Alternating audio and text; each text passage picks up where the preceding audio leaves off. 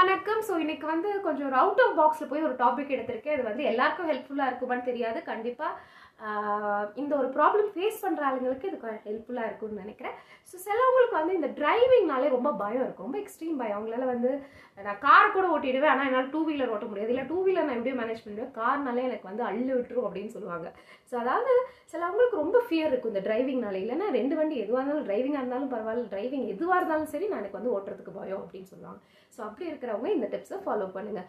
முதல் விஷயம், நீங்கள் வந்து எதுக்காக பயப்படுறீங்க, எதனால அந்த பயம் அப்படின்றத ஐடென்டிஃபை பண்ண ட்ரை பண்ணுங்கள். ஸோ ஏதாவது ஆக்சிடென்ட் ஆகிடும் அப்படின்றதா, இல்லை இதுக்கு முன்னாடி உங்களுக்கு ப்ரீவியஸாக ஏதாவது ஒரு எக்ஸ்பீரியன்ஸ் இருந்திருக்கா, ஏதாவது ஆக்சிடென்ட் ஆகி இல்லை கீழே விழுந்து அந்த மாதிரி ஏதாவது சேலஞ்சஸ் ஃபேஸ் பண்ணியிருக்கீங்களா, இல்லை திடீர்னு கண்ட்ரோல் போயிடணும்னு பயப்படுறீங்களா, இல்லை வேறு ஏதாவது நியூஸ் படித்ததுனால உங்களுக்கு இந்த பயம் இருக்கா? ஸோ இந்த முதல்ல உங்கள் பயத்தோட ரீசன் என்ன அப்படின்றத ஐடென்டிஃபை பண்ண ட்ரை பண்ணுங்கள்.